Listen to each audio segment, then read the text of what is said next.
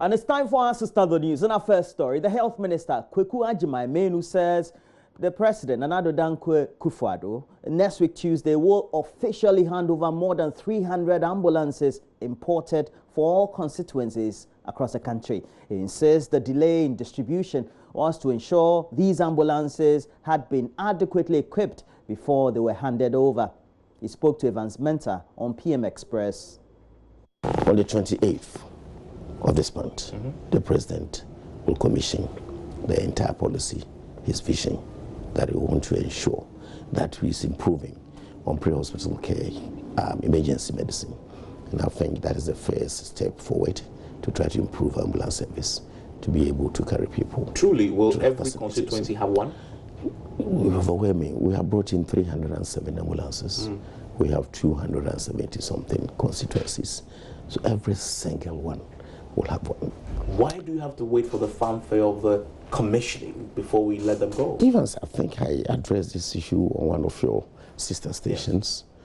We are not waiting for any fanfare. When you are not ready, you are not ready. The fact that ambulances have arrived, we have cleared them, we have put them there, wouldn't mean that we are ready to move. There are a few other things that we have to do to let the ambulances go. Such as? We have said that we wouldn't want ambulances go around searching for locations without any guide. Fortunately, now there is technology that can take an ambulance and its driver right to a location where people are sitting calling the ambulance. We are putting each of them tablets that will drive on GPS. With the digital address system that we have now, you don't need asking anybody where is the mango tree sitting in this area. As simple as this. That we needed the ambulances first to put them in, because that is some extra accessory we're going to put in the vehicle. We want to track where the ambulances will be. The tracking system is not part of the component for the supplier to come and body the ambulance. So when they arrive here, we may then need the contractor who is going to fix these things, put them in. We are just not ready. And we wouldn't allow unnecessary criticisms to push us to do things haphazardly.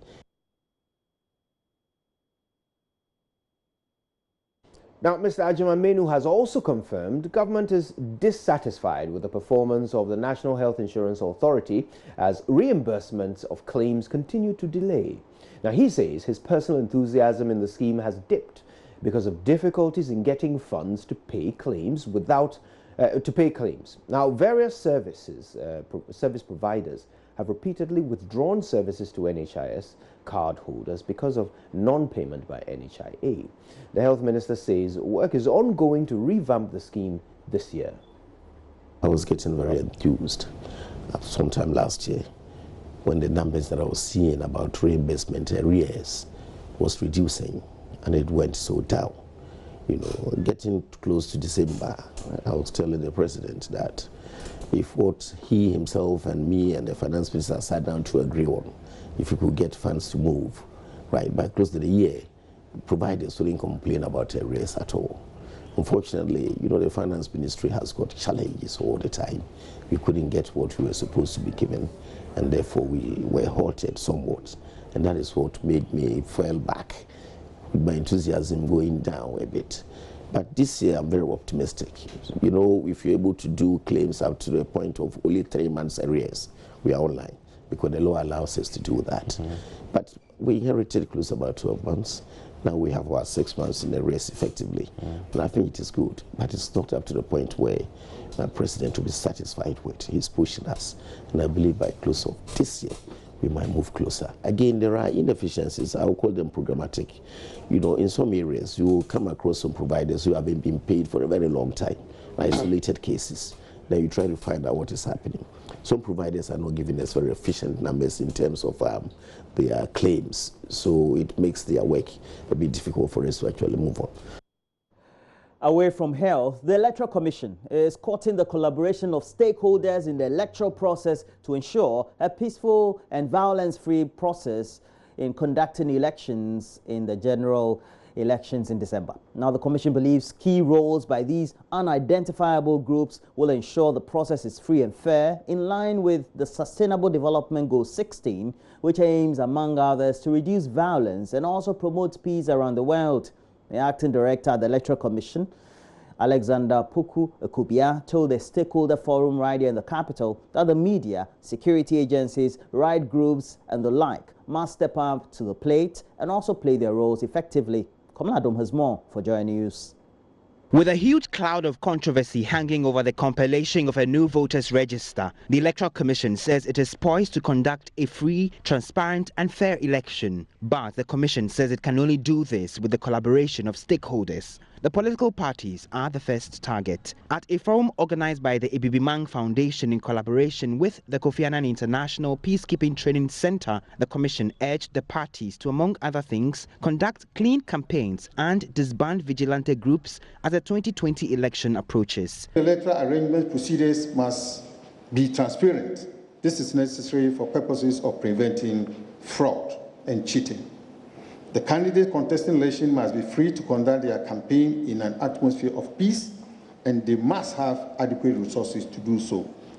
Again, the election law must be fair to all. Any person with the requisite qualification can stand as a candidate. Acting Director at the Commission, Alexander Puku Ekubia, believes active stakeholder participation will be key in achieving the aim of attaining Sustainable Development Goal 16 on minimizing electoral violence across the world. The other actors also have a role to play so that in doing so, we can achieve a national integration of our societies and the general development of Ghana in a shared and collective responsibility of all stakeholders. With memories of Ayawaso West Wogon by-elections and the associated violence still fresh on the minds of many, the National Peace Council is urging the security agencies to rise up to the occasion and ensure the December 2020 process is incident-free. George Amu is member of the council.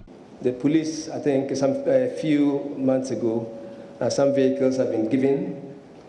Hope that more support will come the way of the police and other agencies to help them really prepare adequately to avert anything that would disturb the peace of this country. I think it's also important that the judiciary also gets themselves well prepared to help us have a very peaceful elections before, during and after the 2020 elections. Meanwhile, the council says it will in the coming weeks issue documents with the collaboration of the political parties to supplement the Vigilantism and Related Offences Act. The documents, according to the council, will prescribe the roadmap and also provide some guidelines which will shape activities of political parties and their activities in order to stamp out vigilantism. The law is there. But when we are talking about, peace issues, it's not so much the acts that you pass. How do you encourage people to be law-abiding?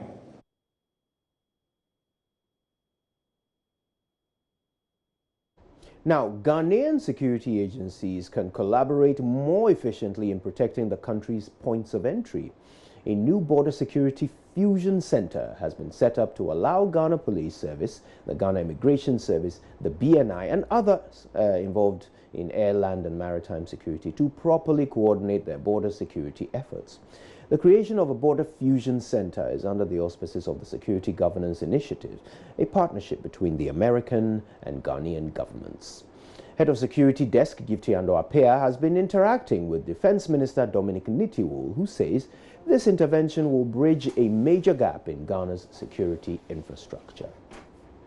When there is an aircraft incident, whatever it is, you will normally investigate. It's a standard procedure. You will normally do what we call preliminary investigation. After that, if it demands to do thorough investigation, then that will be done. But the preliminary investigation will give you the indicators the indication whether to go ahead to do the full scale investigation or not. And so a fishing center, as the word suggests, you will know, is to bring together all the various agencies. We have about 8 to 9 agencies under which this fishing center will serve. So BNI, research, defense intelligence, the police, the immigration, customs division of the GRA. They are supposed to all come together in a room to ensure that when something happens in any part of the border, they are able to pick it up, relay it for quick decisions to be made.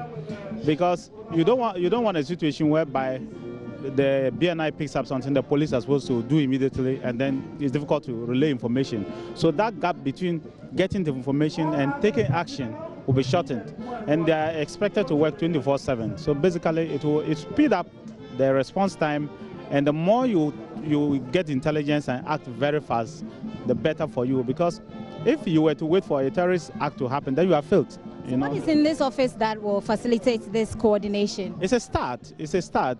They should be able to communicate around the country by what they have. They have cameras, they have the screens that they can see and monitor, they have all the monitors, they have the gadgets that they are able to see and do whatever is going on. So it's also a good thing, because at the end of the day, it sends positive signals to the people of Ghana that, look, the security is on top of whatever they are doing, and even enhancing their collaboration to make sure that effectively they can wipe out any threat that comes to this country. So this includes the army, because you mentioned that those in charge of security, maritime and land security, it includes the Ghana Army? It includes the Army and the Navy as well. Does it start work immediately? It starts work immediately. Like today? It's been commissioned, so it starts work today. So you have handpicked specific people from these agencies, you've trained them and you put them together? The agencies are supposed to be together and work for like 3 years. So if you are picked, you work 3 years, and then there'll be changeover. Another person will be trained for 3 years, like that, so that they can work together. But it's a good fusion center. It's a center that Ghana needs. Well, we have to know the news, but before we go, let's run this by you. There was drama at the Second High Court on Wednesday when the father of one of the 3 murdered Takoradi girls attacked suspect Samuel Udotok Wales after the hearing. Frustrated by the frequent adjournment of the court, the father of Priscilla Blessing Bintum physically attacked the suspect and had to be restrained by some family members. The 2 suspects, John Oji and Sam Udotok Wales, were quickly whisked away by police officers who were present. We bring you more in the story.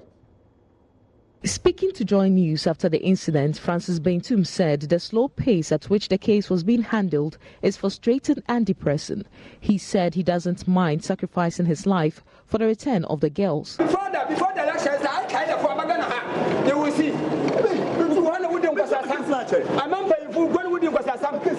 About you, how many years? You want to see? I know what I say. Answer. State Attorney Adelaide Kobri Wood pleaded the court adjourns the case because they were yet to receive documents from the investigator handling the case. She said those documents will be presented to their office by the investigators by close of the week. Adelaide Kobri Wood also explained the documents were very crucial and would help to begin other proceedings in another court. The plea that was approved by presiding judge Justice Hannah Taylor. Father of Priscilla Mantibia Kranchi, who has initially accepted the DNA report from the police, speaking to JoyNews, said he was deceived in accepting the result. They don't want to do anything to help us, only to make it a cover-up. That is why they brought those bones, to tell us that the children are dead. All this, I've realized that it's only a cover-up that they are doing. But initially you have accepted the fact that, your daughter is dead. The president called me. So if the whole president to the nation is a liar, the president called me and consoled me. What do you want me to do? So I accepted it.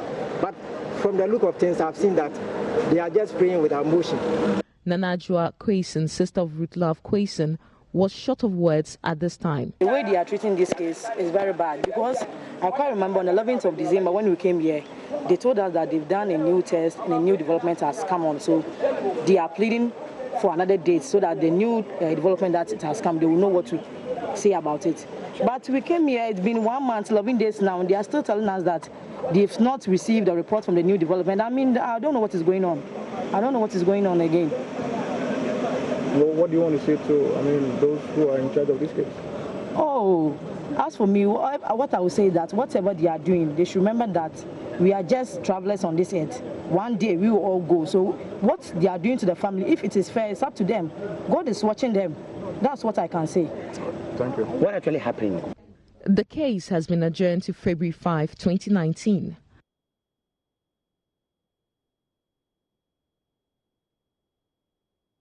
We're ending the news, but we'll bring you news review next. Do stay with us.